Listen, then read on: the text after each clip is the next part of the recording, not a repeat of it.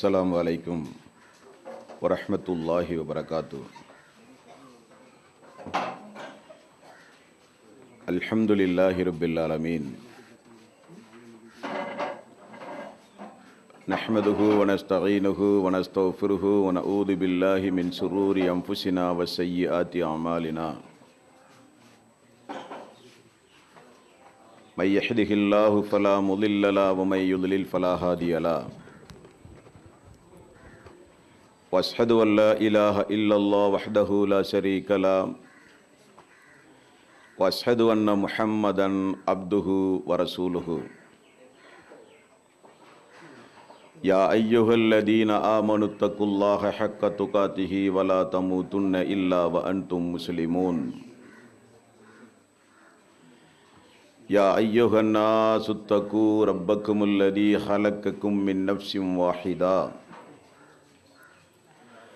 وخلق منها زوجها وبث منهما رجالا كثيرا ونساء واتقوا الله الذي تساءلون به والأرحام إن الله كان عليكم رقيبا. يا أيها الذين آمنوا اتقوا الله وقولوا قولا سديدا يصلح لكم أعمالكم ويغفر لكم ذنوبكم ومن يطع الله ورسوله فقد فاز فوزا عظيما. فإن خير الحديث كتاب الله وخير الهدي هدي محمد صلى الله عليه وسلم وشر الأمور محدثاتها وكل محدثة بدعة وكل بدعة ضلالة وكل ضلالة في النار. வார்த்தைகளில் சிறந்தது அல்லாஹ்வினுடைய வார்த்தை என்றும், வழிகாட்டுதலில் சிறந்தது நபிகள் நாயகம் ஸல்லல்லாஹு அலைஹி வஸல்லம் அவர்களுடைய வழிகாட்டுதல் என்றும், காரியங்களில் மிக மிக கெட்டது மார்க்கங்களில் பித்அத்துகளை உண்டாக்குவது, ஒவ்வொரு பித்அத்தான காரியங்களும் வழிகேடுகள் அனைத்தும் உங்களை நரகில் கொண்டு போய் சேர்க்கும் என்று நபிகள் நாயகம் ஸல்லல்லாஹு அலைஹி வஸல்லம் அவர்கள் தங்களுடைய ஒவ்வொரு சொற்பொழிவின் துவக்கத்திலும் இந்த மனித சமுதாயத்திற்கு நினைவுறுத்தியதை சிறப்புமிக்க இந்த நல்ல சந்தர்ப்பத்தில் ஒன்று கூடியிருக்கின்ற உங்களது சிந்தனையிலும் அந்த நபிமொழியை நினைவுபடுத்தி எனது உரையை ஆரம்பம் செய்கிறேன். இணை வைத்தல், பித்அத்துகள், அனாச்சாரங்கள், மூட பழக்க வழக்கங்கள், சடங்கு சம்பிரதாயங்களை விட்டும் அமல்களை பாழாக்கி மறுமை நாளில் நரகத்திற்கு அழைத்து செல்லுகின்ற தீய நடவடிக்கைகள், தீய எண்ணங்களை விட்டும் நம் எல்லோரையும் அல்லாஹ் பாதுகாத்து அல்லாஹ்வினுடைய மார்க்கத்தில் சொல்லப்பட்ட சட்டதிட்டங்களுக்கு ஏற்ப நம்முடைய வாழ்வை நாம் அமைத்து மரணிக்கும் பொழுது முஸ்லீமாக மரணித்து மறுமை நாளில் வெற்றி பெறுகிற ஒரு கூட்டத்தில் அல்லாஹ் நம் எல்லோரையும் ஆக்கி அருள் புரிவானாக. அன்பிற்கும் பாசத்திற்கும் உரிய தாய்மார்களே, சகோதரிகளே, பெரியோர்களே, மிக மிக குறுகிய நேரத்தில் அவசரமாக இப்படி ஒரு நிகழ்ச்சிக்கு இங்கே ஏற்பாடு செய்யப்பட்டது. ஆனால் அல்லாஹ்வினுடைய மாபெரும் கிருபையினால் ஒரு மாநாட்டை போல செய்தியை கேள்விப்பட்டவுடன் திரளாக வந்தமர்ந்து இந்த நிகழ்ச்சியை சிறப்பித்தமைக்கு மிகுந்த மகிழ்ச்சி. இந்தியாவில் இருக்கிற தமிழகத்தில் கூட இப்படி ஒரு எழுச்சியை பார்க்க இயலாது. இலங்கையில் பெண்கள் மத்தியில் மார்க்கத்தை கற்றுக்கொள்ள வேண்டும், அந்த மார்க்கத்தின் அடிப்படையில் நம்முடைய வாழ்வை அமைத்துக் கொள்ள வேண்டும் என்கிற ஆர்வத்தினுடைய பிரதிபலிப்பு தான் இந்த நிகழ்ச்சி.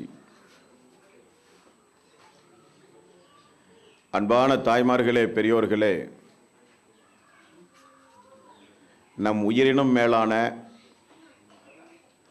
இஸ்லாமிய மார்க்கத்தை நாம் அறிந்து கொள்வதென்பது நம்முடைய தலையாய கடமை. நபிகள் நாயகம் ஸல்லல்லாஹு அலைஹி வஸல்லம் அவர்கள் மதீனா சென்றவுடன் இஸ்லாமிய பெண்கள், அன்சாரி பெண்கள் அன்றைக்கு வந்து சொன்னார்கள், யா ரசூலல்லாஹ்,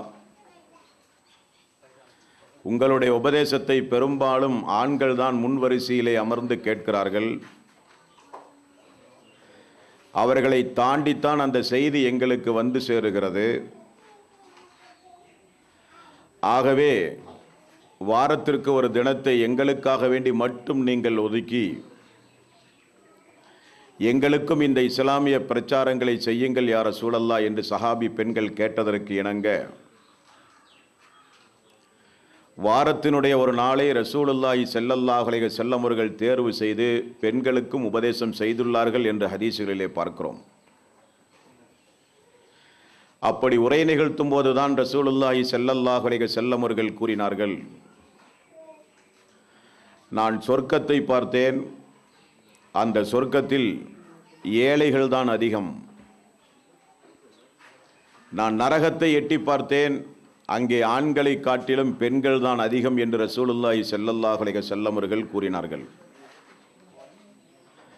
உடனே அந்த சபையில் இருக்கிற ஒரு பெண் எழுந்து, யா ரசூலல்லாஹ், ஆண்களை காட்டிலும் அதிகம் நாங்கள் நரகத்தில் இருக்க என்ன காரணம் என்று கேட்டார்கள். நபிகள் நாயகம் ஸல்லல்லாஹு அலைஹி வஸல்லம் அவர்கள் கூறினார்கள், நீங்கள் அதிகம் சபிக்கக்கூடியவர்களாக இருக்கிறீர்கள், நிராகரிக்கக்கூடியவர்களாக இருக்கிறீர்கள் என்று சொன்னார்கள். பெண்கள் விடவில்லை, தொடர்ந்து கேட்டார்கள், அல்லாஹ்வையும் அல்லாஹ்வுடைய ரசூலையும் நாங்கள் நிராகரிக்கவில்லையே, யாரை நிராகரித்த காரணத்தினால் எங்களுக்கு இப்படி நரகம் கிடைத்தது என்று சஹாபி பெண்கள் கேட்டார்கள்.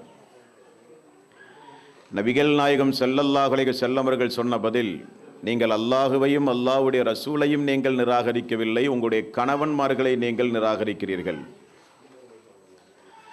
அவர் உங்களுக்காக வேண்டி ஓடி உழைத்து ஓடாய் தேய்ந்து உங்களுக்காக வேண்டி சம்பாதித்து உங்களுக்காக வேண்டி தன்னுடைய வாழ்க்கையை அர்ப்பணித்து உழைக்கக்கூடிய அவர், நீங்கள் கேட்கிற ஒன்றை என்றைக்காவது அவர் நிறைவேற்ற தவறினாலோ இயலாமையின் காரணத்தினால் நிறைவேற்ற முடியாவிட்டாலோ, உன்னை கெட்டி நான் என்ன சுகம் கண்டேன் என்று உடனே நீங்கள் நிராகரித்து பேசுகின்றீர்களே, அதுதான் அதற்கு காரணம் என்றார்கள் ரசூலுல்லாஹி ஸல்லல்லாஹு அலைஹி வஸல்லம். அதே உரையில் தான் பெண்களுக்கு சொன்னார்கள், நரக நெருப்பிலிருந்து உங்களை நீங்கள் காப்பாற்றிக் கொள்ளுங்கள், காய்ந்த பேரித்தம்பழத்தையாவது தர்மமாக செய்து. ரசூலுல்லாஹி ஸல்லல்லாஹு அலைஹி வஸல்லம் அவர்கள் இப்படியெல்லாம் ஒரு நேரத்தை ஒதுக்கி அல்லாஹ்வினுடைய தீனை இந்த மனித சமுதாயத்திற்கு பெண்களுக்கும் எடுத்துச் சொல்லியுள்ளார்கள் என்று வரலாறுகளிலே பார்க்கிறோம். இந்த நல்ல சந்தர்ப்பத்தில்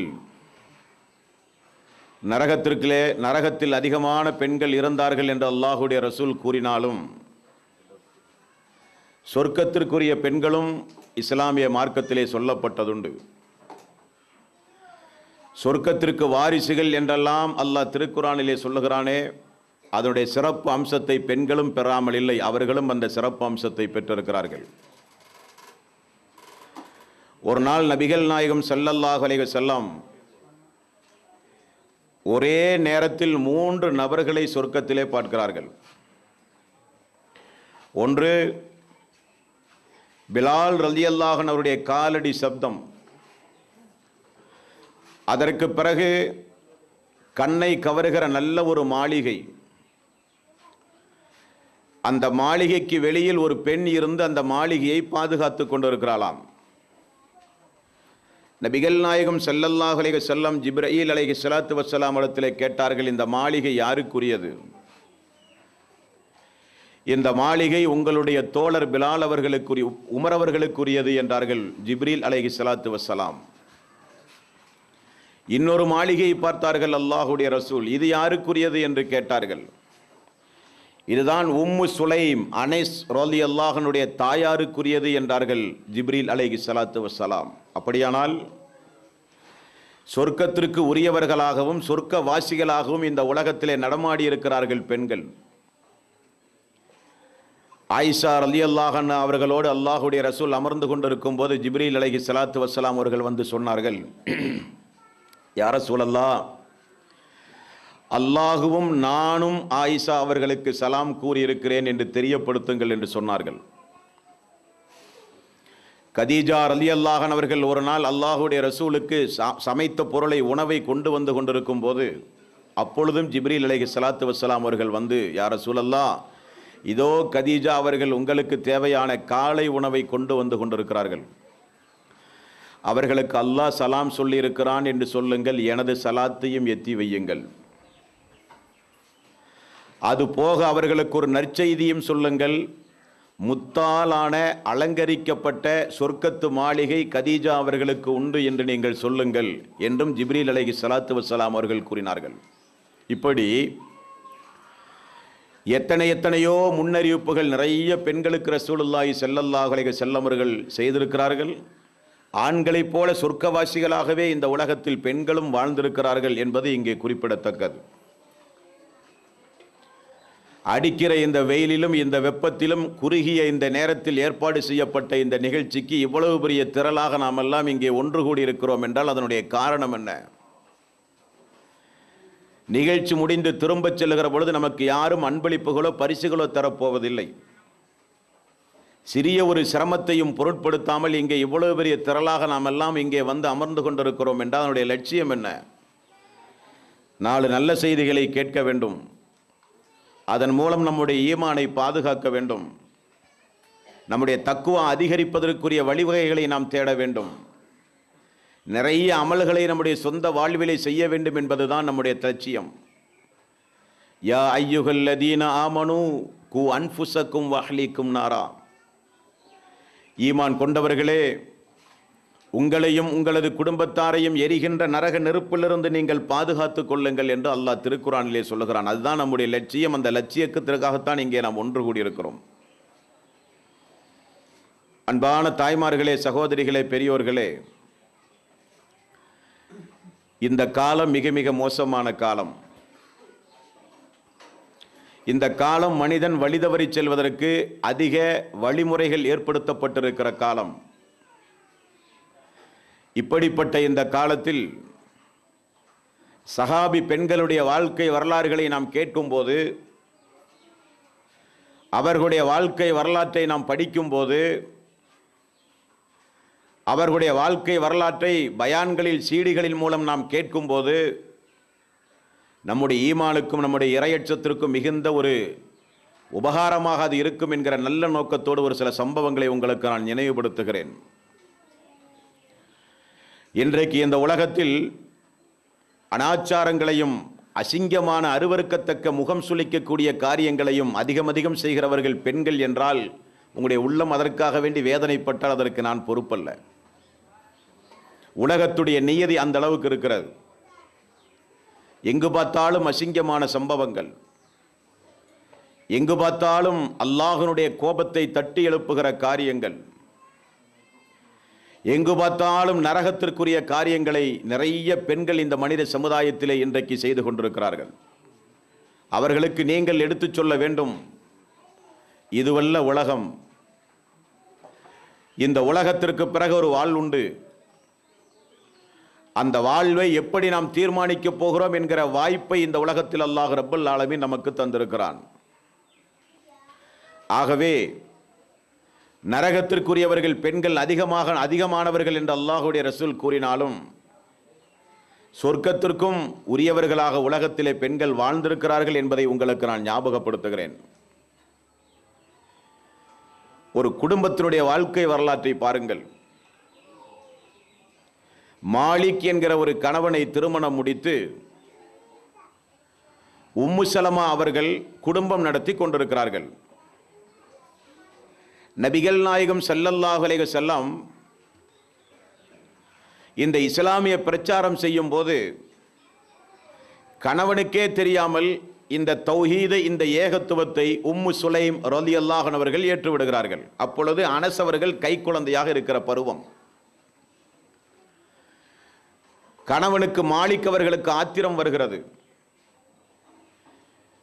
நான் உன்னை திருமணம் முடித்து உன்னோடு வாழ்க்கை நடத்தி கொண்டிருக்கும் பொழுது எனது அனுமதி இல்லாமல் எப்படி நீ இஸ்லாத்தை ஏற்கலாம், எப்படி தௌஹீதை ஏற்கலாம், எப்படி இணை வைத்தல் கூடாது, லாத்து உஷா கூடாது என்றெல்லாம் எப்படி நீ பேசலாம் என்று கடுமையான சண்டை சச்சரவுகள் நடக்கிறது.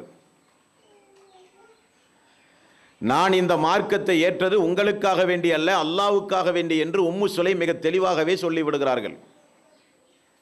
என்னை மிரட்டினாலும் அடித்தாலும், என்னை விவகாரத்தை செய்தாலும், என்னை ஊரை விட்டு துரத்தினாலும், நான் இந்த கொண்ட கொள்கையை, இந்த இஸ்லாத்தை, அல்லாஹ்வினுடைய தூதரை நான் யாருக்காக வேண்டியும் விட்டுக் கொடுக்க முடியாது என்று விடாப்புடியாக நிற்கிறார்கள் உம்மு சுலைம் ரலியல்லாஹு அன்ஹு. மாலிக் என்ன செய்கிறார்? பேசி பார்க்கிறார், கெஞ்சி பார்க்கிறார், அதட்டி பார்க்கிறார், அடித்து பார்க்கிறார். எதற்கும் உம்மு சுலைம் ரலியல்லாஹு அன்ஹு அவர்கள் அசைந்த பாடில்லை. மாலிக் அவர்கள் சொல்லாமல் கொள்ளாமலேயே சிரியாவுக்கு சென்று விடுகிறார். கை குழந்தையோடு உம்மு சுலைம் அவர்கள் மதீனாவிலே வாழ்ந்து கொண்டிருக்கிறார்கள். சிரியாவுக்கு சென்றவர் அங்கேயே இறந்து போய் வருகிறார் இறை நிராகரிப்பாளனாக. கை குழந்தையோடு உம்மு சுலைம் ரலியல்லாஹு அன்ஹு அவர்கள் மதீனாவிலே வாழ்ந்த சரித்திரம் நம்முடைய தாய்மார்களுக்கு தெரியாது, நம்முடைய சகோதரிகளுக்கு தெரியாது. வளர்ந்து வருகிற நம்முடைய பிள்ளைகளுக்கு இந்த சரித்திரத்தை நல்ல மனதிலே பதிய வைத்துக் கொண்டு போதிக்க வேண்டும். நம்முடைய பிள்ளைகளுக்கு ஒரு குடும்பத்தில் ஒரு கணவன் எந்த கொள்கையில் இருக்கிறானோ அந்த கொள்கையை சார்ந்துதான் பெண்களும் இருப்பார்கள், குழந்தைகளும் இருப்பார்கள். நாட்டு நடப்பு நியதி இது. காரணம், அவர்களை அண்டி வாழ்கிற காரணத்தினால் ஒன்றும் பேச முடியாது. கணவன் தொழாவதாராக இருப்பார், முடிந்தவரைதான் பெண்கள் போராட்டம் நிகழ்த்துவார்கள். கணவன் வட்டியோடு தொடர்புடையவராக இருப்பார், முடிந்தவரைதான் பெண்கள் பேசி பார்ப்பார்கள். கணவன் கந்தூரிகளையும் கபர் வழிபாட்டு சிந்தனையுடையவரும் கணவர் இருப்பார், போராட்டம் நிகழ்த்துவார்கள் பெண்கள், முடிந்தவரைதான். ஆனால் இந்த அம்மா அப்படி அல்ல. யாருக்காக வேண்டியும் எனது கொள்கையை விட்டு கொடுக்க முடியாது. இந்த உலகம் எனக்கு முக்கியம் அல்ல, எனக்கு முக்கியம் மறுமை. இஸ்லாம் என்பது அல்லாஹ்வினுடைய மார்க்கம். அது உலக ஆதாயத்திற்காக வேண்டி பின்பற்றி இன்றைக்கு வேண்டுமானால் எடுப்பது, நாளைக்கு வேண்டுமானால் தூக்கி வீசுவது என்கிற மார்க்கம் அல்ல அந்த மார்க்கம் என்று எவ்வளவு தெளிவாக அந்த மார்க்கத்திலே உறுதியாக இருந்தார்கள் கை குழந்தையோடு. இப்படி காலம் மெல்ல மெல்ல செல்ல செல்ல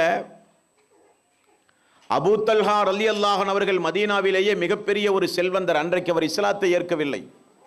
நல்ல கூர்ந்து இந்த வரலாற்றை நீங்கள் படிக்க வேண்டும். இஸ்லாத்தை ஏற்காத மிகப்பெரிய ஒரு செல்வந்தர் அபூ தல்ஹா ரலியல்லாஹு அன்ஹு. அன்றைக்கு அவருக்கு இருக்கிற செல்வாக்குக்கு எவ்வளவு பெரிய பெண், எவ்வளவு பெரிய குடும்பத்திலே போய் பெண் கேட்டாலும் பெண் கொடுப்பார்கள். ஒரு முக்கியஸ்தரும் கூட அபூ தல்ஹா ரலியல்லாஹு அன்ஹு. அவர் கேள்வியுற்று உம்மு சுலைம் அவர்களை திருமணம் முடிப்பதற்காக வேண்டி வந்து பெண் கேட்கிறார். உம்மு சுலைம் அவர்கள் சொல்லுகிறார், இந்த மதீனாவிலே எவ்வளவோ பெண்கள் இருந்தும் ஏன் கை குழந்தையோடு விதவியான என்னை நீங்கள் ஏன் திருமணம் முடிக்க வேண்டும் என்று கேட்கிறார். வேறொன்றுமல்ல, ஒரு விதவை பெண்ணுக்கு வாழ்க்கை கொடுக்க வேண்டும் என்பதுதான் எனது லட்சியம் என்று சொல்லுகிறார். இப்படி ஒரு நிலை கை குழந்தையோடு இருக்கிற ஒரு தாய்மார்களுக்கு, ஒரு சகோதரிகளுக்கு, ஒரு மக்களுக்கு இப்படிப்பட்ட ஒரு நிலை வந்தால் அவன் யார் என்று கூட பார்க்க மாட்டோம், அவனுடைய மார்க்கம் என்ன என்று பார்க்க மாட்டோம். எப்படியாவது நமது பிள்ளைக்கு ஒரு வாழ்க்கை கிடைத்தால் போதுமே, எப்படியாவது நமக்கு ஒரு வாழ்க்கை துணை கிடைத்தால் போதுமே என்பன சட்டென முடிவெடுத்து விடுவார்கள் தாய்மார்கள். ஆனால் உம்மு சுலைம் ரலியல்லாஹு அன்ஹு அவர்கள் சொன்னார்கள், உங்களை நான் திருமணம் முடிக்க முடியாது என்றார்கள். என்ன காரணம்? என்னிடத்தில் வசதி வாய்ப்பு இல்லையா? உங்களோடு குடும்பம் நடத்துகிற அந்தஸ்து எனக்கு இல்லையா? எனக்கு என்ன குடும்ப பாரம்பரியம் இல்லையா? நான் என்ன வெளியூரிலே இருந்து உள்ளூருக்கு அகதியாக வந்து புழப்பு நடத்த வந்தவனா? நான் ஒரு மதீனத்து தோழர், மதீனத்து அன்சாரி நான் என்றார்கள். உம்மு சுலைம் ரலியல்லாஹு அன்ஹு அவர்கள் சொன்னார்கள், நீங்கள் அந்தஸ்துடையவர் தான், அழகில் எந்த குறையும் இல்லை, நல்ல கோத்திரமுடையவர் தான், என்னை வைத்து நன்றாக நீங்கள் பார்ப்பீர்கள் என்கிற தைரியம் எனக்கு உண்டு. ஆனால் உங்களை திருமணம் முடிக்க முடியாது என்றார்கள். என்ன காரணம் என்று திரும்ப திரும்ப கேட்டபோது உம்மு சுலைம் அவர்கள் சொன்னார்கள், நீங்கள் இஸ்லாத்தை ஏற்பதாக இருந்தால் அதை நான் மகராக ஆக்கிக்கொண்டு உங்களை திருமணம் முடிக்க தயார் என்றார்கள். அதிர்ந்து போய்விட்டார் அபூ தல்ஹா அவர்கள். அது என்ன இஸ்லாம்? அப்படி என்ன மார்க்கம்? நான் என்ன சொல்ல வேண்டும் என்று கேட்டார்கள். அஷ்ஹது அல்லா இலாஹ இல்லல்லாஹ் அஷ்ஹது அன்ன முஹம்மதர் ரசூலுல்லாஹ் என்று சொல்லுங்கள். அது என்ன? கலிமாவினுடைய வாசகம் என்ன? வணக்கத்திற்குரியவன் அல்லாஹ் ஒருவனை தவிர யாரும் இல்லை. இங்கே வந்திருக்கிற முஹம்மத் அல்லாஹ்வினுடைய ரசூல். அவரை நீங்கள் ஏற்றுக்கொள்வதாக இருந்தால், இஸ்லாத்தை தீனாக மார்க்கமாக ஒப்புக்கொள்வதாக இருந்தால், உங்களுடைய வாழ்விலே இருக்கிற இணை வைத்தலிலே இருந்து மீண்டு வந்து நீங்கள் இந்த ஏகத்துவத்தை ஏற்றுக்கொள்வதாக இருந்தால் உங்களை நான் திருமணம் முடிக்க தயார் என்றார்கள். அபூ தல்ஹா அவர்கள் இஸ்லாத்திற்கு வந்த சரித்திரம் இந்த சரித்திரம். அந்த திருக்களிமாவை மொழிந்து இஸ்லாத்திற்குள் நுழைந்து அந்த திருக்களிமாவை மகராக ஆக்கினார்கள். எனக்கு உன்னுடைய செல்வம் தேவையில்லை என்றார்கள் உம்மு சுலைம். எவ்வளவு மகர் கேட்டாலும் அன்றைக்கு கொடுக்க அபூ தல்ஹா தயாராக இருந்தார். மகராக இந்த திருக்களிமாவை, தௌஹீதினுடைய இந்த கலிமத்து தையிபாவை நான் மகராக ஏற்றுக்கொள்கிறேன், உடைய காசு பணம் எனக்கு தேவையில்லை என்று சொன்னார். ஆச்சரியப்பட்டு போனார் அபூ தல்ஹா. வேறு ஏதாவது பெண்ணாக இருந்தால் பல லட்சம் ரூபாய் தீனாராக கேட்டிருப்பார்கள். ஆனால் இந்த பெண்மணி இஸ்லாத்தையே மகராக ஆட்கிற அந்த துணிச்சல், அந்த பற்றுதலை பார்த்து அபூ தல்ஹா உடனே இஸ்லாமிய மார்க்கத்தை ஏற்றுக்கொண்டார். குடும்பம் அப்படியே நடந்து கொண்டிருக்கும் போது நபிகள் நாயகம் ஸல்லல்லாஹு அலைஹி வஸல்லம் இடத்திலே ஒரு நாள் அனஸ் அவர்களை கையிலே பிடித்து கொண்டு உம்மு சுலைம் ரலியல்லாஹு அன்ஹா அவர்கள் வந்தார்கள். யா ரசூலல்லாஹ், இதோ எனது மகன் அனஸ். எனது மகன் இனி 4 தேதியிலிருந்து உங்களுடைய வீட்டில் வளர வேண்டும். எனது மகன், உங்களுடைய பிரார்த்தனைக்கு எனது மகன் ஆளாக வேண்டும். எனது மகன் மார்க்க அறிவுள்ள மகனாக மாற வேண்டும். எனது மகன் நல்ல ஒரு வணக்கசாலியாக, இபாதத்துடையவனாக எனது மகன் மாற வேண்டும். எனது மகன் அல்லாஹுவை பயந்து நடக்கிற மகனாக மாற வேண்டும். எனது மகனின் மூலம் நல்ல பிள்ளையை பெற்று வளர்த்தி ஆளாக்கி அந்தஸ்தை எனக்கு அல்லாஹ் மறுமை நாளிலே தர வேண்டும். உண்மைதானே? அல்லாஹு தாலா மறுமை நாளில் ஒரு சில தாய்மார்களுக்கு வைரங்களால் ஆன ஒரு மிகப்பெரிய ஒரு கௌரவத்தை அல்லாஹ் ரப்பல் ஆலமீன், ஒரு கிரீடத்தை அல்லாஹ் தலையிலே அணிவிக்கிறான் ஒரு சில தாய்மார்களுக்கு, பெற்றோர்களுக்கு. அந்த பெற்றோர்கள் அல்லாஹ்விடத்திலே கேட்பார்களாம், எந்த நன்மையை செய்த காரணத்தினால் அல்லாஹுவே எங்களை நீ இப்படி சிறப்பிக்கிறாய் என்று கேட்பார்களாம். அல்லாஹ் சொல்லுவானாம், சாலிகான மக்களை பெற்றெடுத்து வளர்த்தி ஏகத்துவத்தின் அடிப்படையில் ஆளாக்கினீர்களே, அதற்குரிய பரிசு என்று அல்லாஹ் சொல்லுவானாம். அந்த அடிப்படையில் உம்மு சுலைம் ரலியல்லாஹு அன்ஹா அவர்கள் அனஸ் அவர்களை அல்லாஹ்வுடைய ரசூலிடத்திலே அர்ப்பணம் செய்தார்கள். எனது மகன் இங்குதான் வாழ வேண்டும், வேறெங்கும் வாழக்கூடாது என்றார்கள். அதற்கு ஏற்றார் போல சொந்த மகனைப் போல அல்லாஹ்வினுடைய ரசூல் அனஸ் ரலியல்லாஹு அன்ஹு அவர்களை வளர்த்தினார்கள், ஆளாக்கினார்கள் என்று நாம் ஹதீஸ்களிலே பார்க்கிறோம். நிறைய நபிமொழிகளை இந்த மனித சமுதாயத்திற்கு அறிவித்தவர் அனஸ் ரலியல்லாஹு அன்ஹு. குடும்பமே அல்லாஹ்வினுடைய ரசூலை அளவுக்கு அதிகமாக நேசித்தார்கள்.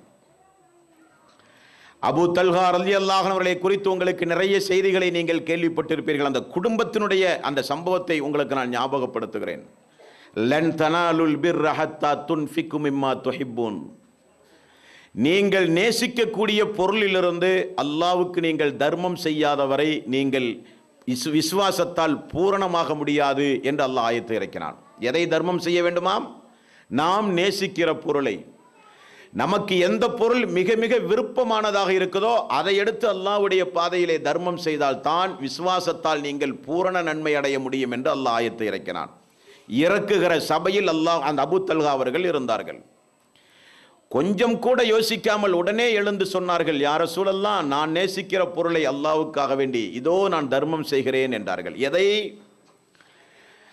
அல்லாஹ்வினுடைய ரசூல் அடிக்கடி வந்து ஓய்வெடுக்கக்கூடிய மதீனத்து பள்ளிக்கு அருகிலே இருக்கிற பைருஹா என்கிற ஒரு தோட்டம்.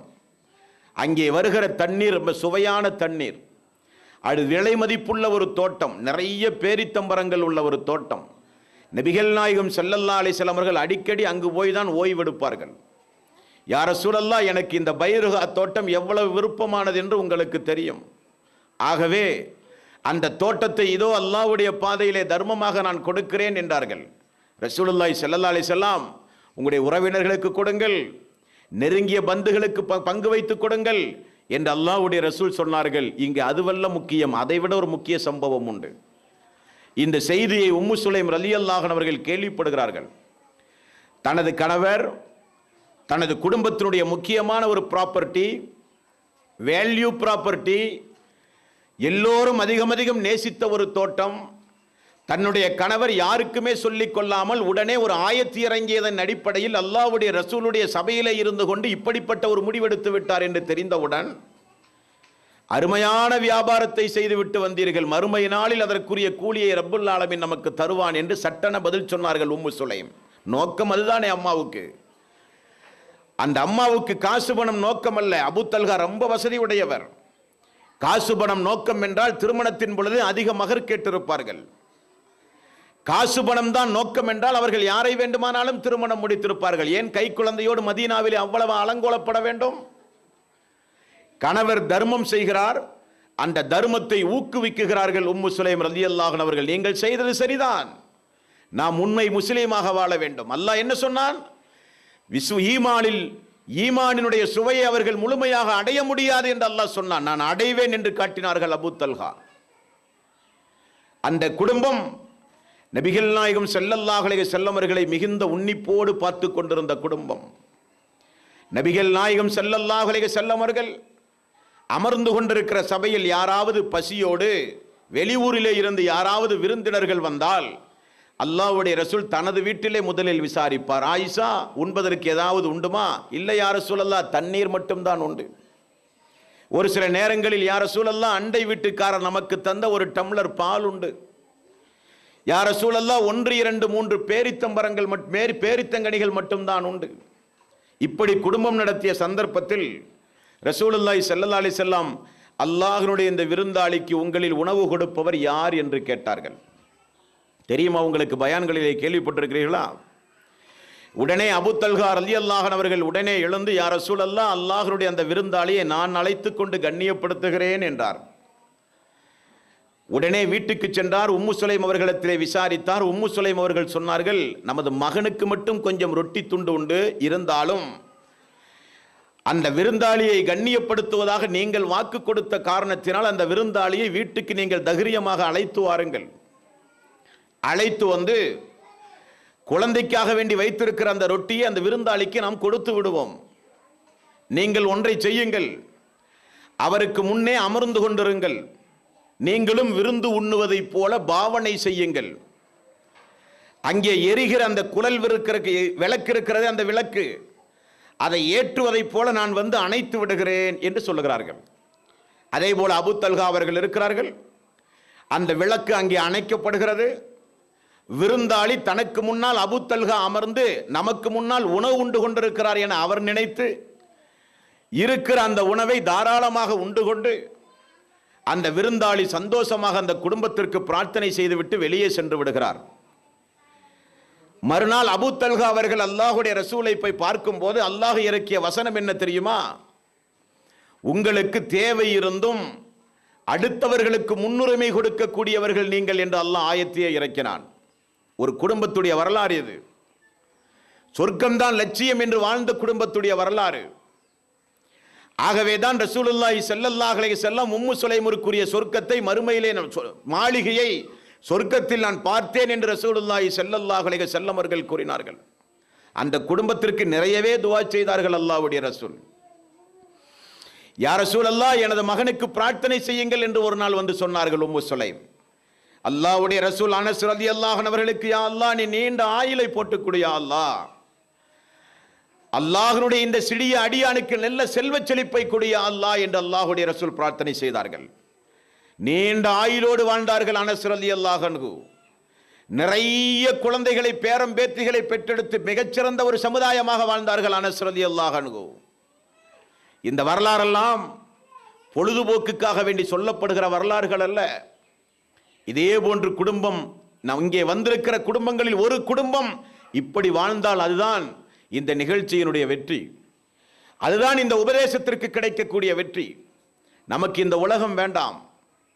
பரமச்சாரியாக அனைத்தையும் துறந்து பசியும் பட்டினியுமாக கிட என்று சொன்ன மார்க்கம் அல்ல இஸ்லாம். சந்தோஷமாக இருங்கள், ஆனால் அல்லாஹுவை மட்டும் மறந்து விடாதீர்கள். மார்க்கம் என்று வரும் பொழுது அதற்கு முன்னுரிமை கொடுங்கள். மறுமை என்று வரும் பொழுது அதற்கு கொஞ்சம் கூடுதல் கவனம் செலுத்துங்கள். சொர்க்கம் என்று வரும் பொழுது அதை அடைவதுதான் லட்சியம் என்று போராட்டம் நிகழ்த்துங்கள். நீங்கள் அதுக்குத்தான் இந்த வரலாறுகளை சொல்லுகிறேன். உம்மு சலமா ரலியல்லாஹு அன்ஹு ரசூலுல்லாஹி ஸல்லல்லாஹு அலைஹி வஸல்லம் மனைவி, அபூ சலமா அவருடைய கணவர், இருவரும் சேர்ந்து முதலில் ஒரு குடும்பம் இஸ்லாமிய மார்க்கத்தை தழுவிய குடும்பம் என்கிற சிறப்பு பெயர் அந்த அம்மாவுக்கு உண்டு. சலமா என்கிற கை குழந்தை. எப்படி உம்மு சுலைம் அவர்களுக்கு அனஸ் அவர்கள் கை குழந்தையாக இருந்தாரோ அதே போல சலமா என்கிற கை குழந்தையோடு தனது கணவனோடு மக்காவில் இஸ்லாத்திய மார்க்கத்தை ஏற்றுக்கொண்ட குடும்பம் அபிசீனியாவுக்கு சென்றார்கள். மக்காவில் இஸ்லாம் வளர்ந்தது என்கிற பொய் பிரச்சாரத்தை குறைசிகள் மக்கள் மத்தியிலே பரப்பினார்கள். அதை நம்பி அபிசீனியாவுக்கு சென்ற நிறைய மக்கள் திரும்ப வந்தார்கள். கொடுமைகள் செய்தார்கள் இந்த மக்கள். அந்த நேரத்தில் மதீனாவுக்கு எல்லோரும் ஹிஜ்ரத் செய்ய புறப்படுகிறார்கள். இந்த குடும்பம் ஹிஜ்ரத்திற்காக வேண்டி தயாராகி இந்த குடும்பம் ஹிஜ்ரத்திற்கு செல்லும் பொழுதுதான் அந்த பேரிடி சம்பவம் நிகழ்ந்தது. அபூ சலமாவுடைய குடும்பத்தார்கள் வந்து விட்டார்கள். உம்மு சலமாவுடைய குடும்பத்தார்கள் வந்து விட்டார்கள். எல்லோரும் ஹிஜ்ரத் செய்கிற அந்த குடும்பத்தை வந்து தடுத்து நிறுத்தி விட்டார்கள். தடுத்து நிறுத்திவிட்டு அபூ சலமாவை பார்த்து சொன்னார்கள், நீ வேண்டுமானால் முஹம்மதுடைய மார்க்கத்தை பின்பற்றி நீ வேண்டுமானால் மதீனாவுக்கு செல். ஆனால் உனக்கு பிறந்த குழந்தை எங்களுடைய குடும்பத்திற்கு சொந்தம். உனது குழந்தையெல்லாம் தர முடியாது என்று சொல்லி கண்ணுக்கு எதிரேயே உம்மு சலமா அவர்களை கையிலே வைத்திருக்கிற அந்த குழந்தையை பலவந்தமாக பிடித்து இழுத்து அபூ சலமாவுடைய குடும்பத்தார்கள் அந்த குழந்தையை கொண்டு செல்கிறார்கள். கண் எதிரே குழந்தையிலிருந்து பிரிக்கப்படுகிறார் தாய். கணவன் அபூ சலமா இந்த துரோகிகளுக்கு மத்தியில் வாழ முடியாது, எனது மனைவியையும் எனது குழந்தையையும் அல்லாஹ் பார்த்துக் கொள்வான் என்று சொல்லி அவர் தனிமையிலேயே பயணம் செய்கிறார். உம்மு சலமாவுடைய குடும்பத்தார்கள் உம்மு சலமாவை பிடித்து விட்டார்கள். உன்னை அபூ சலமாவோடு அனுப்ப முடியாது. அபூ சலமாவுக்கு பிறந்த குழந்தை எப்படி அவருடைய குடும்பத்தார்கள் எடுத்துச் சென்றார்கள், அதே போல நீ எனது குடும்பத்திற்கு வர வேண்டும், மதீனாவுக்கு அனுப்ப முடியாது என்று சொல்லி உம்மு சலமாவுடைய குடும்பத்தார்கள் அழைத்து சென்று விடுகிறார்கள். கொஞ்சம் யோசித்து பாருங்கள். கண் எதிரே பெற்று வளர்த்திய பிள்ளை கண் எதிரே தூக்கி செல்லப்படுகிறாள். இருக்கிற கணவரோ அல்லாஹ்வின் மீது பாரத்தை போட்டு மதீனா சென்று விடுகிறார். உம்மு சலமா ரலியல்லாஹு அன்ஹா அவர்கள் தனிமையாக்கப்படுகிறார்கள். ஒரு வருட காலம் 365 நாள் எந்த இடத்தில் கணவனையும் பிள்ளையும் பிரிந்தார்களோ அந்த இடத்திற்கு தினசரி வந்து அழுகுவது வழக்கமாகிவிட்டது. அபூ சலமாவுடைய குடும்பத்தில் இருக்கிற ஒரு சில நல்லவர்கள் எல்லாம் சேர்ந்து இப்படி பெற்ற தாயையும் பிள்ளையையும் பிரிப்பது அல்லாஹ்வுடைய சாபத்திற்குரியது என்று சொல்லி அபூ சலமாவுடைய குடும்பத்திலே போய் பேசி ஒரு வருட காலத்திற்கு பிறகு அந்த குழந்தை கொண்டு வந்து ஒப்படைக்கப்படுகிறது. குழந்தை ஒப்படைக்கப்பட்ட உடனே உம்மு சலமாவுடைய குடும்பத்தாரிலும் கொஞ்சம் மாற்றம் வந்தது. நீ கணவனோடு சேர்ந்து வாழலாம் என்று முடிவு செய்தார்கள். ஒரு வருட காலத்திற்கு பிறகு கையிலே கிடைக்கிற குழந்தையை கையிலே ஏந்தி பாசத்தோடு மதீனா புறப்பட்டார்கள். உம்மு சலமா ரலியல்லாஹு அன்ஹு மதீனாவை பார்த்தால் அங்கே மிகப்பெரிய ஒரு பேர் அதிர்ச்சி. என்ன அதிர்ச்சி? எப்படி ஒரு வருடம் பொறுத்து தனது குழந்தையை பார்க்கிறாளோ உம்மு சலமா ரலியல்லாஹு அன்ஹு, அதே போல தனது கணவரையும் தன்னை விட்டு பிரிந்த தன்னுடைய கணவரையும் ஒரு வருட காலம் பொறுத்து தான் பார்க்கிறார். ஆனால் அபூ சலமா ரலியல்லாஹு அன்ஹு அவர்கள் அன்றைக்கு போரிலே காயப்பட்டு மரணிக்கக்கூடிய தருவாயிலே கிடக்கிறார்.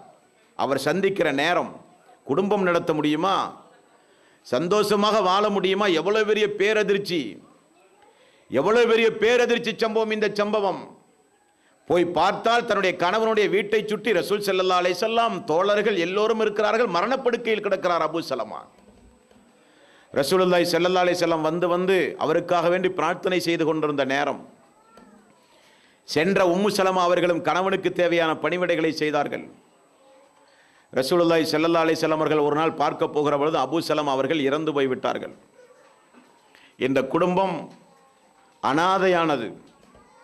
இருந்தாலும் ரசூலுல்லாஹி ஸல்லல்லாஹு அலைஹி வஸல்லம் உம்மு சலமாவுக்கு ஒரு பிரார்த்தனையை கற்றுக் கொடுத்தார்கள். இன்னா லில்லாஹி வ இன்னா இலைஹி ராஜிஊன்.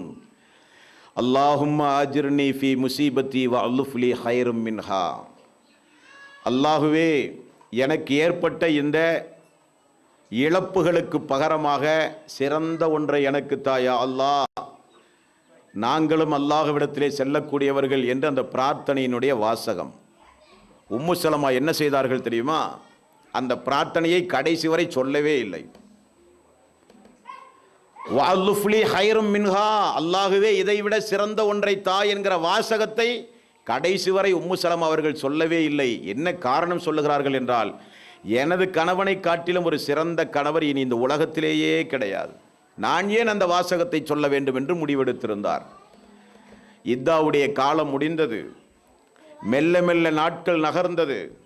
அம்மா அவர்கள் யோசித்தார்கள், அல்லாஹ்வுடைய ரசூல் கற்றுத்தந்த துவாவல்லவா அது, ஓதாமல் இருந்தால் நியாயமல்லவே என்று சொல்லி வஅலுஃப்லி ஹைரும் மின்ஹா, அல்லாஹுவே எனக்கு ஏற்பட்ட இழப்புக்கு பகரமாக சிறந்த ஒன்றை தாயா அல்லாஹ் என்று அந்த அம்மா துவா செய்ய ஆரம்பித்தார்கள். சிறிது காலத்திலேயே அபூபக்கர் சித்திக் அவர்கள் ஓடிப்போய், நாங்கள் உன்னை திருமணம் முடிக்கட்டுமா என்று கேட்டார்கள். மறுப்பு தெரிவித்தார்கள். உமர் ரலியல்லாஹு அன்ஹு அவர்கள் ஓடிப்போய் கேட்டார்கள், நான் உங்களை திருமணம் முடிக்கிறேன் என்று சொன்னார்கள். அங்கேயும் மறுப்பு தெரிவித்தார்கள். அல்லாஹ்வுடைய ரசூல் திருமணம் முடிக்க அனுமதி கேட்கிறார். உம்மு சலமாவுக்கு ஒன்றுமே புரியவில்லை. உம்மு சலமா ரலியல்லாஹு அன்ஹா அவர்கள் அல்லாஹ்வுடைய ரசூல் இடத்திலே வந்து சொல்லுகிறார்கள், யா ரசூலல்லாஹ், எனக்கு வயது அதிகமாகிவிட்டதே என்று சொல்லுகிறார்கள். ரசூலுல்லாஹி ஸல்லல்லாஹு அலைஹி வஸல்லம் அவர்கள் திரும்ப சொன்னார்கள், எனக்கும் தான் வயது அதிகம்.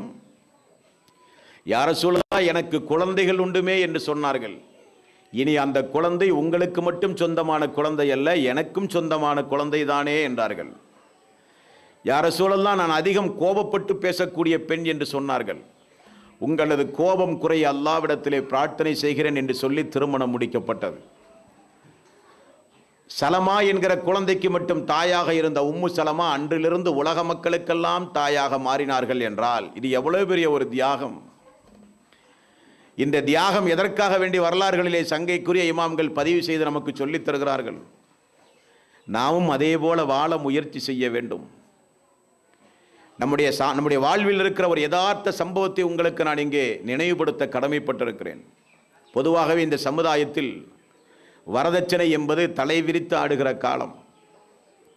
நிறைய வீடுகளில் 30 வயது 35 வயது ஆகிய பெண்கள் கூட திருமணமாகாமல் இருக்கிறார்கள்.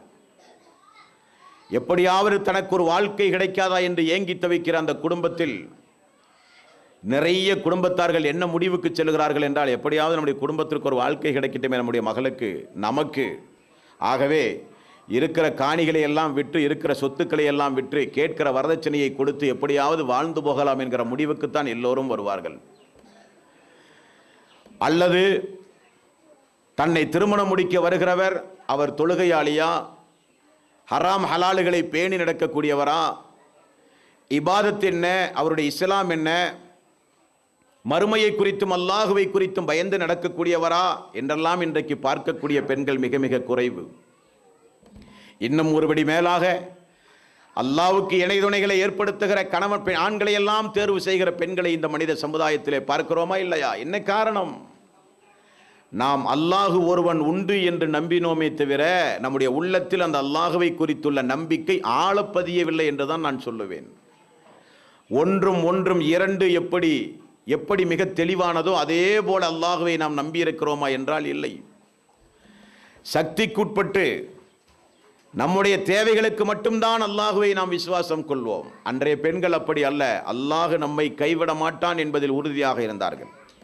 ஆகவேதான் கணவன் வெளியூருக்கு சென்று தன்னை விதவையாக்கி வெளியூருக்கு சென்றாலும் இஸ்லாத்திலே இருந்து அடிபரல மாட்டேன் என்று இருந்தார்கள். உம்மு சுலைம் ரலியல்லாஹு அன்ஹு பெற்ற மகனை பிரிந்தாலும் கணவனை பிரிந்தாலும் அல்லாஹ் என்னை கைவிட மாட்டான் என்று இருந்தார்கள். உம்மு சலமா ரலியல்லாஹு அன்ஹு அவர்களுக்கு கிடைத்த பரிசுகள் இந்த பரிசுகள் எல்லாம். பொதுவாகவே நீங்கள் ஒன்றை யோசிக்க வேண்டும். என்றைக்கு இந்த மண்ணில் தாயினுடைய கருவறையிலிருந்து வெளியே வந்தோமோ அன்றைக்கே அல்லாஹு தஆலா நம்முடைய எல்லா நடவடிக்கைகளையும் தீர்மானம் செய்து விதியிலே எழுதிவிட்டான். ஒரு பெண்ணுக்கு இத்துணாம் தேதி திருமணம் முடிக்க வேண்டும் என்று அல்லாஹ் நாடி இருந்தால் அந்த பெண் எங்கிருந்தாலும் எந்த சந்தர்ப்பத்தில் இருந்தாலும் அல்லாஹ் அந்த வாழ்க்கையை நடத்தியே தீர்வான். அதுதானே இறை நம்பிக்கை. இந்த உலகத்தில் படைக்கப்பட்ட யாரையும் அல்லாஹ் அப்படி விடவில்லை. அவர்களுக்குரிய இணைகளை ஜோடிகளை அல்லாஹ் படைத்துத்தான் வைத்திருக்கிறான். எந்த நாட்டிலே இருந்தாலும் எந்த ஊரிலே இருந்தாலும் என்னுடைய ரப்பு நாடிய நாளில் அந்த திருமணம் நடக்கும் என்கிற அந்த உறுதிமிக்க நம்பிக்கை நமக்கு இருந்தால், நெருப்பு என்பது சுடக்கூடிய தன்மையுடையது. அப்படித்தானே? நெருப்பில் யாரும் போய் கை வைக்க மாட்டோம். உலகத்தில் எவனிடத்தில் கேட்டாலும் அதைத்தான் சொல்லுவான். ஆனால் அந்த நெருப்பையே குளிரச் செய்ய வைத்தானே அல்லாஹு தஆலா இப்ராஹிம் அலைஹிஸ்ஸலாத்து வஸ்ஸலாம் அவர்களுக்கு. அப்படி அல்லாஹ்வை நம்ப வேண்டும். தீக்குண்டத்தில் தூக்கி எறிந்தாலும் என்னுடைய ரப் என்னை கைவிட மாட்டான் என்று நம்பினார். அந்த தீக்குண்டத்தை அல்லாஹு தஆலா ஒரு குளிர் பூஞ்சோலையாக மாற்றினான் என்றால் அவன்தான் ரப்புல் ஆலமீன். கடல் பிளக்கும் என்பது உலகத்தில் எங்குமே நடக்காது. மூசா அலைஹிஸ்ஸலாத்து வஸ்ஸலாம் அவர்களுக்கு கடலை பிளக்கச் செய்து வழிகாட்டினானா இல்லையா அல்லாஹ் ரப்பல் ஆலமீன்? ஒரு ஆணும் பெண்ணும் சேர்ந்தால்தான் குழந்தை பிறக்கும் என்பது நியதி. ஆதம் அலைஹிஸ்ஸலாத்து வஸ்ஸலாமுடைய காலத்தில் இருந்து தொன்று தொட்டு வருகிற நியதி அதுதான். ஆனால் மரியம் அலைஹிஸ்ஸலாத்து வஸ்ஸலாமுடைய வயிற்றில் அல்லாஹு தாலா ஈசா அலைஹிஸ்ஸலாத்து வஸ்ஸலாம் அவர்களை எப்படி கொடுத்தான்? ஆண் துணை இல்லாமல் கொடுத்தான். அவன்தான் ரப்பல் ஆலமீன். அவன் நாடினால் மலடுடையவர்களுக்கும் குழந்தையை கொடுப்பான். அவன் நாடினால் எப்படிப்பட்ட வாழ்வையும் யாருக்கு வேண்டுமானாலும் கொடுப்பான். அப்படி அல்லாஹுவை நம்பி நாம் பிரார்த்தனை செய்திருந்தால் நம்முடைய வாழ்வில் இப்படிப்பட்ட சங்கடங்கள் உண்டாகாது. அப்படி வாழ்ந்திருந்தார்கள் அந்த தாய்மார்கள். உம்மு ஹபீபா ரலியல்லாஹு அன்ஹு அவர்களுடைய வாழ்க்கை வரலாறையும் இங்கே நான் நினைவுபடுத்த கடமைப்பட்டிருக்கிறேன். அவர்கள் யார்? கொடுங்கோளர், ஆரம்பத்தில் இஸ்லாமிய மார்க்கத்தை ஏற்காத அபூ சுபியான் ஹிந்தாவுக்கு பிறந்த பெண்மணி உம்மு ஹபீபா. கணவர் இஸ்லாத்தை ஏற்றால் பெற்ற பிள்ளையையும் மருமகனையும் மிக கடுமையாக தண்டித்தார்கள் அந்த குடும்பம். வேறு வழி இல்லாமல் தனது குடும்பத்திலே இருந்து காப்பாற்றிக் கொள்வதற்காக அபிசீனியாவுக்கு சென்றார்கள். அபிசீனியாவில் கணவரோடு சேர்ந்து வாழும்போது திடீரென பார்த்தால் கணவர் அந்த கிறிஸ்தவ மார்க்கத்தை பின்பற்றி மதம் மாறி போய்விடுகிறார். உம்மு ஹபீபா ரலியல்லாஹு அன்ஹா அவர்கள் கணவர் மதம் மாறி போனாலும் இந்த மார்க்கத்தை யாருக்காக வேண்டியும் விட்டுக் கொடுக்க முடியாது என்று சொல்லி துணிச்சலாக அபிசீனியாவிலேயே வாழ்ந்து கொண்டிருக்கிறார்கள். ரசூலுல்லாஹி ஸல்லல்லாஹு அலைஹி வஸல்லம் மதீனா பயணமாகிறார்கள். கேள்விப்படுகிறார்கள் அல்லாஹ்வுடைய ரசூல் நஜ்ஜாசி மன்னருடைய அந்த ஊரில் உம்மு ஹபீபா அபூ சுபியானுடைய மகள் கணவர் இப்படி மதமாற்றம் அடைந்த பிறகும் தனிமையில் இஸ்லாமிய மார்க்கத்தை பின்பற்றி வாழ்ந்து கொண்டிருக்கிறார் என்று ரசூலுல்லாஹி ஸல்லல்லாஹு அலைஹி வஸல்லம் அவர்களுக்கு செய்தி வருகிறது. நீண்ட நாள் பொறுத்து மக்கா வெற்றிக்கு பிறகு இஸ்லாமிய மார்க்கத்தை அபூ சுபியானும் ஹிந்தாவும் பின்பற்றி அல்லாஹ்வுடைய ரசூலிடத்திலே வந்து சொன்னார்கள், யா ரசூலல்லாஹ், எனது மகள் உம்மு ஹபீபாவை உங்களுக்கு தெரியுமா? தெரியுமே, நம்மெல்லாம் ஒரே குடும்பத்தார் ஆயிற்றே. எங்கே இருக்கிறாள் உம்மு ஹபீபா? அவர் அபிசீனியாவுக்கு சென்றார். கணவர் இப்படி மதம் மாறிவிட்டார், இருந்தாலும் எனது மகள் இந்த மார்க்கத்தில் உறுதியாக இருக்கிறார்கள், யா ரசூலல்லாஹ், எனது மகளை நீங்கள் திருமணம் முடியுங்கள் என்று சொன்னார்கள். வாழ்க்கை கொடுத்தார்கள் அல்லாஹ்வுடைய ரசூல். குடும்பம் நடந்து கொண்டிருக்கும் போது எவ்வளவு பெரிய உறுதிமிக்க ஒரு பெண்மணி என்று பாருங்கள். வெளியூரிலே எந்த வகையான ஒரு ஆதரவும் இல்லாமல் நிற்கதியாக நிற்கிற அந்த நேரத்திலும் மார்க்கத்தை யாருக்காக வேண்டியும் விடவில்லை. வீட்டிலே வளர்ந்து வருகிற நம்முடைய மக்கள் பள்ளி பருவத்தில் இருக்கும் பொழுதே தனக்கு விருப்பமானவனை தேடிக்கொண்டு ஓடிவிடுகிறார்கள், தாய் தந்தையை தூக்கி வீசி. இன்றைக்கு இருக்கிற கலாச்சாரம் என்ன கலாச்சாரம் தெரியுமா? நிறைய கல்லூரி பெண்களுடைய கழுத்துகளில் மஞ்சள் கலர் தாலி இருக்கிறதாம், பர்தாவுக்குள் மஞ்சள் கலர் தாலி இருக்கிறதாம். கல்லூரி நிகழ்ச்சிகளுக்காக வேண்டி என்னை அழைத்தார்கள். ஒரு நாள் சென்னை மாநகரத்தில் நடந்த ஒரு சம்பவம். திரளாக இதே போன்று பெண்களும் ஆண்களும் நிறைந்திருந்தார்கள். உரையை துவக்குவதற்கு முன்னால் கல்லூரியினுடைய ஆசிரியர் ஒரு பெண்மணி, இந்து பெண்மணி, என்னை அழைத்து சொன்னார், பிரதர், உங்களுடைய முஸ்லிம் பெண்களுக்கு நிறைய ஒழுக்கத்தை சொல்லிக் கொடுங்கள். நான் கேட்டேன், குறிப்பிட்டு எங்களுடைய முஸ்லிம் பெண்களுக்கு மட்டும் சொல்லிக் கொடுக்க வேண்டிய அவசியம் என்ன என்று கேட்டேன்.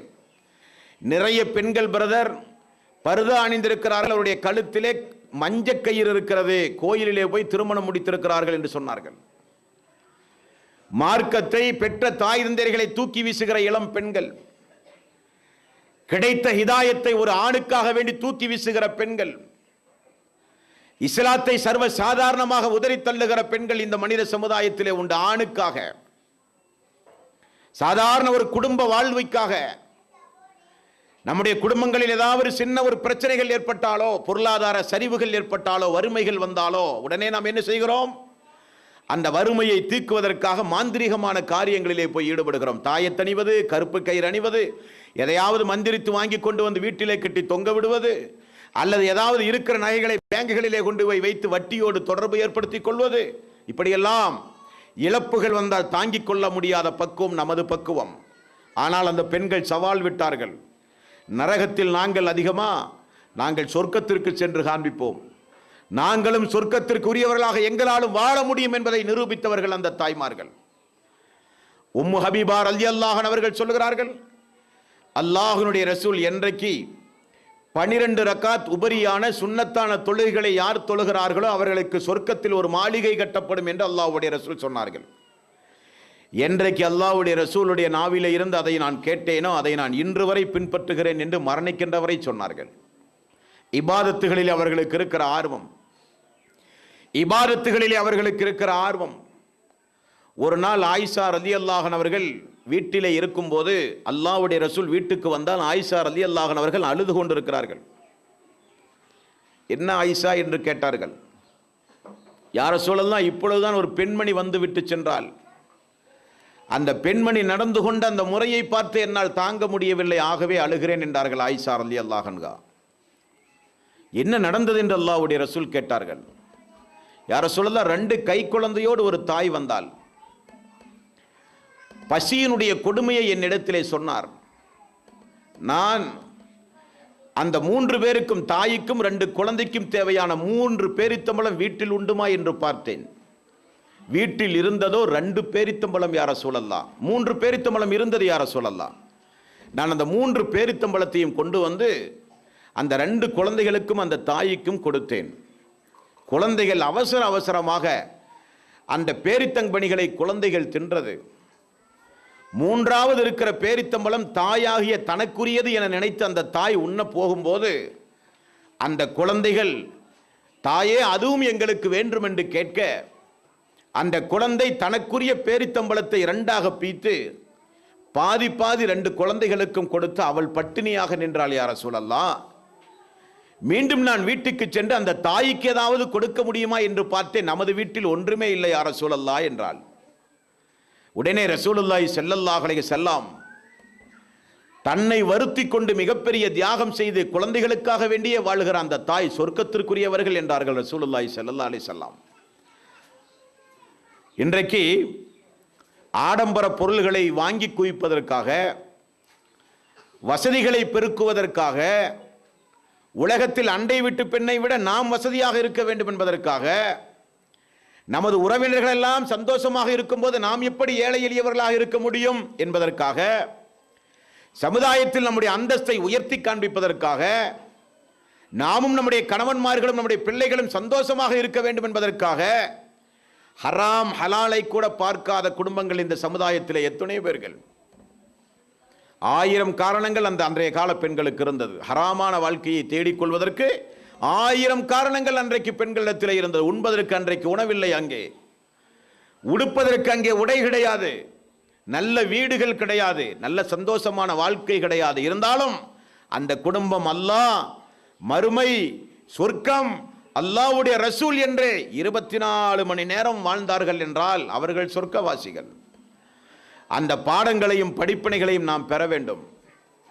நம்முடைய சகோதரிகளுக்கு சொல்லிக் கொடுக்க வேண்டும். வளர்ந்து வருகிற நம்முடைய பிள்ளைகளுக்கு இப்படிப்பட்ட வரலாறுகளை போதிக்க வேண்டும். உம்மு சலமா அவர்கள் யார்? உம்மு சுலைம் யார்? அல்லாஹ்வுடைய ரசூலுடைய மனைவிமார்களுடைய வாழ்க்கை வரலாறு, சஹாபாக்களுடைய பெண்களுடைய வாழ்க்கை வரலாறு, சஹாபாக்களுடைய மனைவிமார்களுடைய வாழ்க்கை வரலாறு, போர் காலங்களில் பெண்கள் எந்த அளவுக்கு போர்களிலே போய் பங்கெடுத்து போர் காயங்களோடு போர் காலங்களில் பாதிக்கப்பட்ட மக்களுக்கு மருத்துவ உதவி செய்கிறார்கள், குடிப்பதற்கு தண்ணீர் கொண்டு போய் கொடுக்கிறார்கள். இப்படியெல்லாம் அல்லாஹ்வுடைய மார்க்கத்திற்காக வேண்டி பாடுபட்ட பெண்களுடைய வரலாற்றுக்கு சொந்தக்காரர்கள் நாம் எல்லாம். ஆகவே தாய்மார்களே, பெரியோர்களே, எந்த காலத்திலும் அல்லாஹ்வுடைய மார்க்கத்தை மறந்து விடாதீர்கள். இதெல்லாம் இஸ்லாமிய மார்க்கத்தில் வாழ்ந்த அன்றைய கால பெண்கள். அந்த சரித்திரங்களெல்லாம் திரும்ப திரும்ப நாம் படிக்க வேண்டும், திரும்ப திரும்ப நாம் கேட்க வேண்டும். திருக்குரானோடு அதிகம் தொடர்பு வைக்க வேண்டும். நரகத்தில் அதிகமாக நான் பெண்களை பார்த்தேன் என்று அல்லாஹ்வுடைய ரசூல் கூறினாலும் திருக்குரானிலே ஒரு வாசகம் உண்டு தெரியுமா? இந்த உலகத்தில் இருக்கிற அதிகமான ஆண்களையும் இந்த உலகத்தில் இருக்கிற மக்களை எல்லாம் அழைத்து அல்லாஹ் ஒரு செய்தியை சொல்லுகிறான் 66வது வசனத்தில். மூமின்களுக்கு முன்மாதிரியான பெண்கள் என்று அல்லாஹ் சொல்லுகிறான். லரபல்லாஹு மஸலன் லில்லதீன ஆமனு இம்ராத்த ஃபிர்அவுன். ஃபிர்அவுனுடைய மனைவி இடத்தில் மூமின்களுக்கு முன்மாதிரி என்று அல்லாஹ் சொல்லுகிறான். ஃபிர்அவுன் எவ்வளவு பெரிய கொடுமைக்காரன், எவ்வளவு பெரிய ஆட்சி அதிகாரத்தோடு இருந்தவன். அவருடைய மனைவி இஸ்லாமிய மார்க்கத்தை ஏற்றுக்கொண்டால் அன்றைய காலத்தில் ராணியாக மதிக்கப்பட்ட பெண். ஃபிர்அவுனுடைய சுகபோக வாழ்க்கையை தூக்கி வீசினாள். ஃபிர்அவுனிடத்தில் இருக்கிற மாளிகையெல்லாம் அடித்து உடைத்து புறந்தள்ளி சமுதாயத்திலே வந்து நின்று சொன்னால், நான் முஸ்லீம், நான் முஸ்லீம், நான் இஸ்லாமிய மார்க்கத்தை ஏற்றுக்கொண்டேன் என்று சொன்னார்கள். ஃபிரௌன் கொடுமை செய்தான், ஃபிரௌனுடைய கூட்டாளிகள் கொடுமை செய்தார்கள். அந்த அம்மா அல்லாஹ்விடத்திலே பிரார்த்தனை செய்து அல்லாஹ் சொல்லித் தருகிறானா இல்லையா? அல்லாஹுவே, ஃபிரௌனுடைய மாளிகையை காட்டிலும் சொர்க்கத்தில் இருக்கிற அந்த மாளிகை எனக்குத்தா என்று ஃபிரௌனுடைய மனைவி அம்மா அவர்கள் துஆ செய்தார்கள். அதுவும் பெண்தான். ஃபாத்திமா அவர்களும் பெண்தான். உம்மு சுலைம் அவர்களும் பெண்தான்.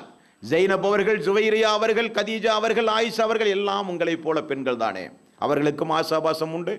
வானத்திலிருந்து இறக்கப்பட்ட மலக்குமார்கள் ஒன்றும் இல்லையே. எல்லோரும் தாய்மார்கள் தான். அவர்களால் சொர்க்கத்திற்கு செல்ல முடிந்தது என்றால் நம்மால் செல்ல முடியாதா? இறை வணக்கத்தில் ஈடுபடும் ஆண்களும் பெண்களும், தர்மம் செய்யும் ஆண்களும் பெண்களும், நோன்பு வைக்கும் ஆண்களும் பெண்களும், தொழு வருகிற ஆண்களும் பெண்களும், ஹஜ்ஜுக்கு செல்கிற ஆண்களும் பெண்களும், தஸ்பீஹ் செய்கிற ஆண்களும் பெண்களும் எல்லாம் வெற்றியாளர்கள் என்று அல்லாஹ் திருக்குர்ஆனிலே சொல்லுகிறான். இபாதத்துகள் செய்தால், அல்லாஹுவை பயந்தால், மறுமையை அஞ்சி நடந்தால், நரகத்தை பயந்தால், சொர்க்கத்தை விரும்பி உலகத்திலே வாழ்ந்தால் நிச்சயம் நமக்கும் உண்டு சொர்க்கம் என்பதை நான் இறுதியாக உடைய கவனத்தில் பதிவு செய்கிறேன். அல்லாஹு தாலா நம்முடைய வாழ்க்கையில் நாம் செய்து போன பாவங்களை அல்லாஹ் மன்னிக்க வேண்டும். இபாதத்துகளை குறைவாக செய்தாலும் அல்லாஹ் நிறைவாக அதை பெற்றுக்கொள்ள வேண்டும். நரக நெருப்பிலிருந்து அல்லாஹ் உங்களையும் என்னையும் பாதுகாக்க வேண்டும். நரக நெருப்பினுடைய சிறிய வேதனை கூட தாங்க நம்மால் முடியாது.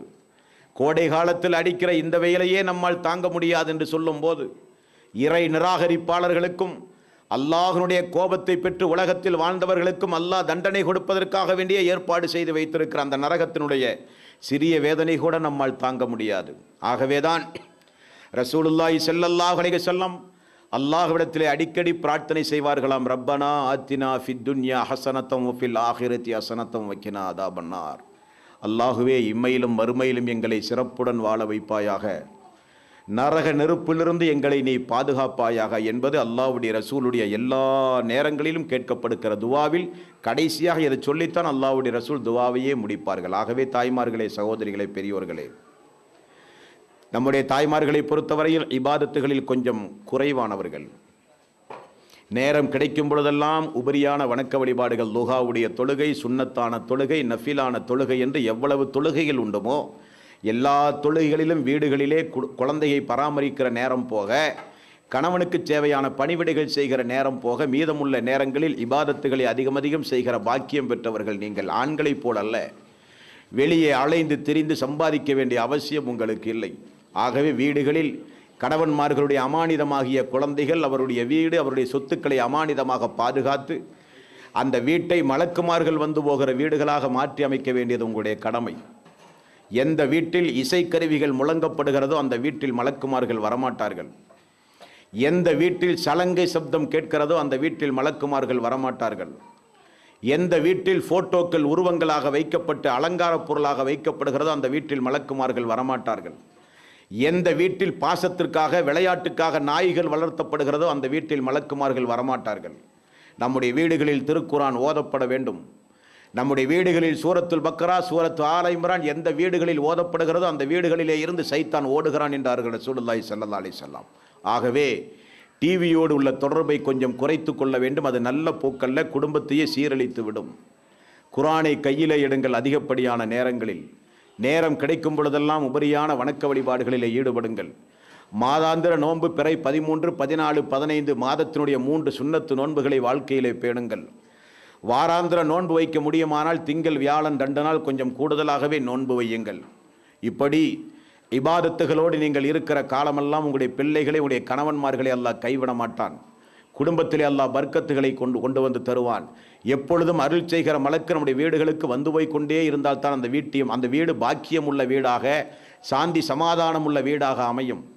வீட்டையும் நம்முடைய கணவனையும் நம்முடைய பிள்ளைகளையும் பாதுகாத்து வளர்த்தி நல்ல முன்மாதிரிக்குரிய குடும்பமாக வாழ்ந்து மரணிக்கின்ற நல்லதொரு பாக்கியத்தை அல்லாஹ் நம் அனைவர்களுக்கும் தந்து அருள் புரிவானாக. வஆகிர் தவ்வானா அனில் ஹம்துலில்லாஹி ரப்பில் ஆலமீன். அஸ்ஸலாமு அலைக்கும் வரஹ்மத்துல்லாஹி வபரகாத்துஹு.